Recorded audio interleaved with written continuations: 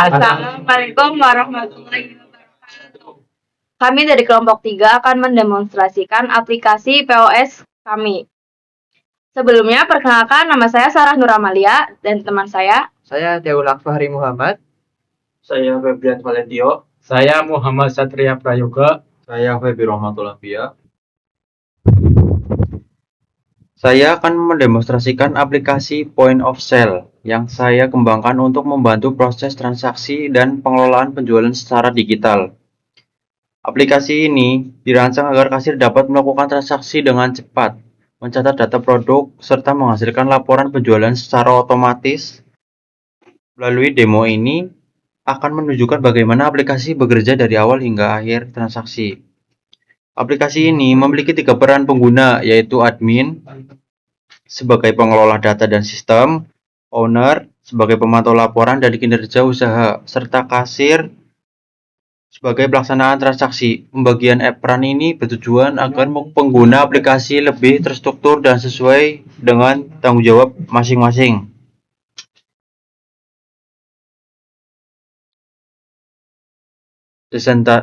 Desain database saya terdiri dari beberapa tabel utama seperti customer, produk, pesanan, produk dan pesanan. Dan detail pesanan yang saling terhubung. Database menyimpan seluruh data aplikasi secara terstruktur. Aplikasi Java yang dibuat di NetBeans terhubung ke database pengguna JDBC sebagai penghubung, sehingga aplikasi dapat membaca dan menyimpan data secara langsung.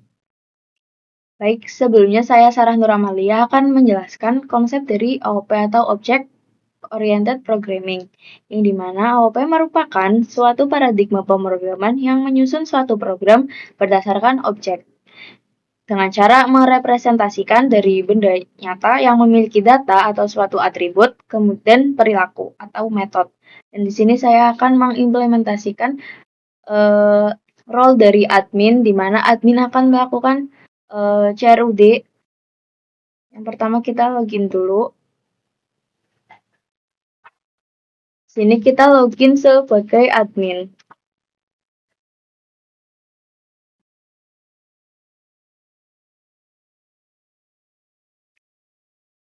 Setelah itu kita akan melakukan tambah karyawan di sini untuk manajemen karyawan. Isi ID-nya misal 7, kemudian username-nya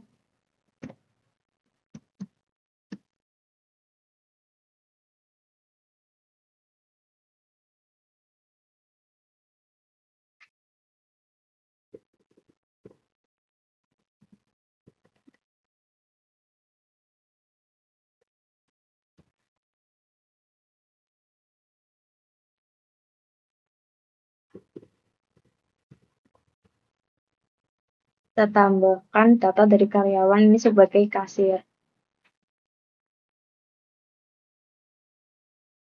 Kemudian kita akan coba untuk mengeditnya. Sini misal kita mengganti namanya.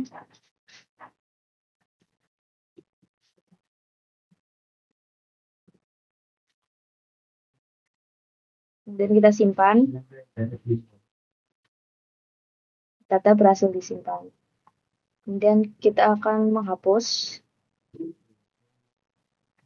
Akan muncul pop-up validasi apakah Anda ingin menghapus karyawan tersebut. Dan ini selanjutnya untuk manajemen produk. Di sini ada produk-produk yang ada di coffee shop searah. Kita akan coba tambahin produk baru. ID-nya, nama produknya misal soft service, jenisnya snack,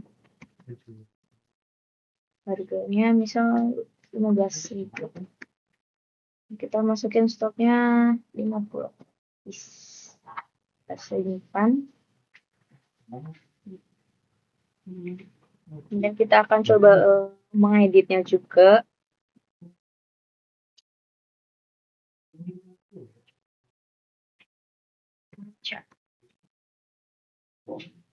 Ini kita simpan. Ini kita juga bisa menghapusnya.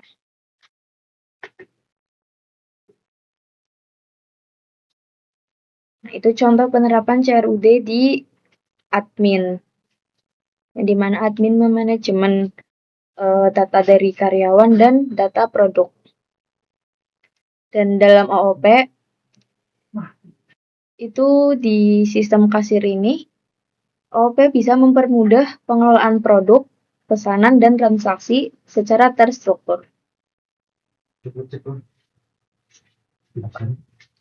Di sini saya akan menjelaskan GUI dan controller. Project ini tidak menggunakan kode untuk di bagian tampilan, melainkan menggunakan drag and drop yang sudah disediakan oleh NetBeans-nya sendiri.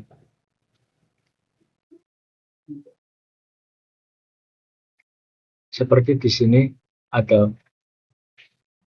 untuk mengatur warna dan lainnya. Dan juga ada beberapa yang menggunakan kode, contohnya di bagian untuk memasukkan gambar yang ada pada halaman login dan lainnya. Seperti ini.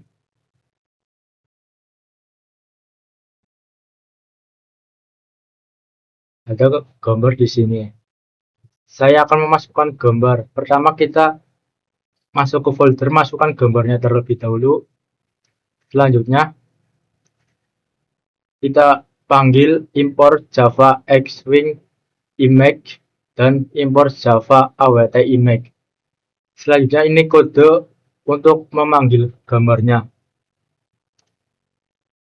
yaitu private void load poster java net url image url get class get export. Nah, ini alamat fotonya yang ada di folder image dengan nama poster 1 jpeg. Selanjutnya kita run coba. Nah, ini gambarnya.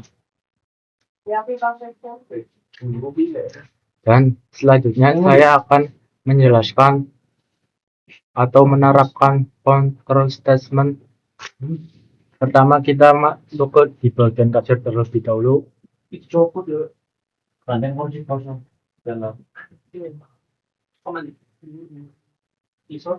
Selanjutnya kita misal mau memasukkan pelanggan terlebih dahulu, namanya Sarah. Nah, selanjutnya kita bisa mencari barang dengan kode barang. Misal satu ada americano, bisa kita jumlah jual misal 2, otomatis harga akhir yaitu 13.000 dikali 2 yaitu 26.000. Kita simpan. Selanjutnya juga bisa menggunakan nama barangnya. Misal kita mau mencari red velvet, yaitu nah, misal kita mau satu saja, ya harga satuan 17.000, harga akhirnya juga 17.000. Misal kita 3 kalikan saja 3 yaitu 51.000. Kita simpan.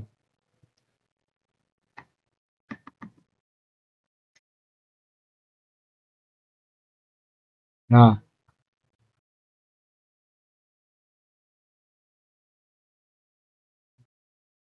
ini tabel transaksinya. Ada americano 2 dan red velvet 3 dengan harga satuan americano 13.000 dan red velvet 17.000 dengan total akhirnya yaitu di total semua jadi 77.000. Nah, selanjutnya saya akan memberikan diskon misalnya 10%.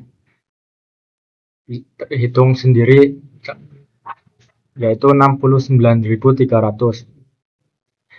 Misal kita membayar 100.000 Nah, kembalinya juga keluar sendiri yaitu 30.700. Kita selesai. Transaksi berhasil disimpan. Oke. Nah, ini gambar struknya. Pelanggan Sarah, nama kasirnya Husain Nabil. Nomor ordernya sebagai berikut, dan list ordernya ada Americano 2, Red Velvet 3 dengan total harga 69.300 yang sudah didiskon 10%. Nah, dibayar 100.000, dapat kembalian 30.700. Selesai.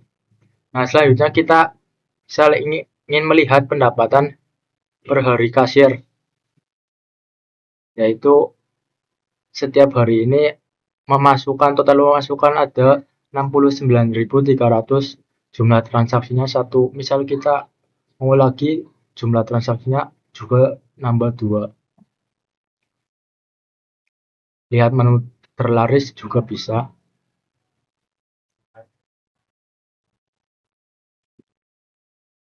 Oke, saya Febrian Valentio. Saya di sini akan mendemonstrasikan halaman pemilik atau dashboard yang digunakan untuk memantau dan mengevaluasi performa penjualan toko. Di sini pada dashboard, pemilik dapat memasukkan bulan dan tahun, kemudian menekan tombol cari. Contohnya ada bulan November tahun 2025, kemudian tekan tombol cari, maka akan muncul seperti ini, di mana sistem akan memproses input tersebut, kemudian memperbarui seluruh data laporan sesuai periode yang dipilih. Pertama, di sini ada produk terlaris, akan menampilkan jumlah penjualan tertinggi pada periode ini. Kemudian kedua, total produk terjual, yaitu jumlah seluruh produk yang terjual. Kemudian pendapatan di sini menunjukkan total pemasukan kotor dari seluruh transaksi. Kemudian ada performa kasir, menampilkan nama kasir dengan jumlah transaksi paling banyak. Kemudian di bagian bawah sini ada grafik batang penjualan tahunan. Di sini grafik ini menunjukkan jumlah transaksi setiap bulan, sehingga pemilik dapat melihat tren penjualan dalam 1 tahun secara visual. Di sini, contohnya di sini November ada sekitar 4 transaksi dan Desember ada 3 transaksi.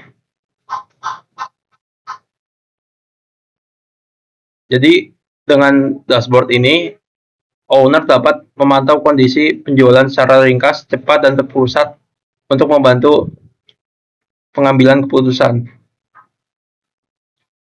Kemudian selanjutnya penjelasan library yang digunakan. Yang pertama aplikasi ini digunakan menggunakan Java Swing untuk antarmuka atau UI untuk desktop. Yang kedua ada JDBC digunakan untuk menghubungkan aplikasi dengan database dan mengambil data penjualan. Yang ketiga Jeffrey Chart digunakan untuk visualisasi data dalam bentuk grafik batang. Yang terakhir yaitu Java AWT yang digunakan untuk pengaturan warna, font, dan layout. Perkenalkan, sebelumnya nama saya Tio Lakfahri Muhammad. Saya juga akan mendemokan sedikit pada bagian penjualan produk per kasir, untuk bagian produknya saja dan dengan kasirnya. Pada bagian saya di sini penjualan produk, saat kita masuk, kalian bisa masukkan kode barang atau nama barangnya agar kalian tahu kalian sedang mencari barang yang pernah dibeli itu apa. Contohnya saya masukkan barang nomor 6, nomor 6 apa? Kolak sate. Kolak sate pernah dipesan pada tanggal 2025 tahun bulan Desember tanggal 16. Bisa juga kalian ketik dengan namanya.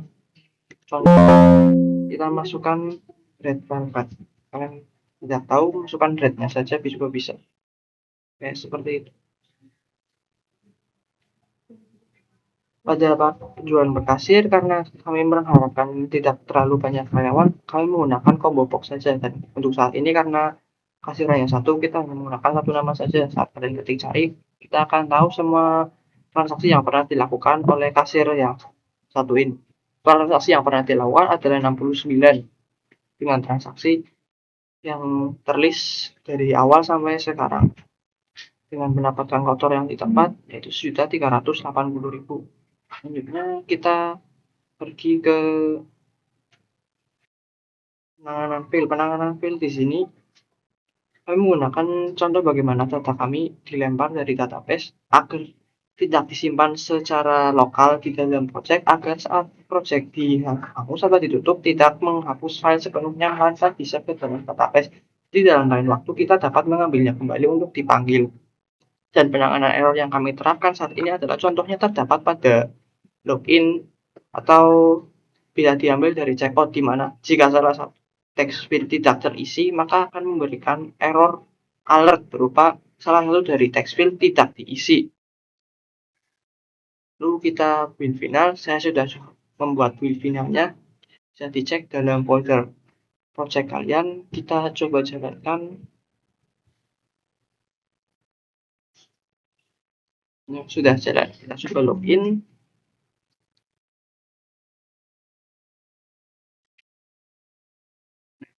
Nah, ini salah satu contoh errornya, error handlingnya agar tidak error. Kita masukkan passwordnya. Yang sudah bisa dilihat build kita berhasil. Dengan selesainya di sini berarti saya anggap testing sudah selesai sampai terakhir, karena dalam perjalanan teman saya mempresentasikan juga tidak ditemukan error sama sekali. Maka dari itu testing saya anggap selesai. Dan selesainya project ini saya ambil kesimpulan bahwa project ini dalam lingkup siklus dari awal sampai akhir sebenarnya sudah dapat digunakan dalam dunia nyata. Namun ada baiknya dilakukan hal penyesuaian lagi, penambahan keamanan atau penambahan fitur baru agar menjamin aplikasi ini aman saat digunakan secara real time. Sekian dari saya. Demikian presentasi dari kami. Wassalamualaikum warahmatullahi wabarakatuh.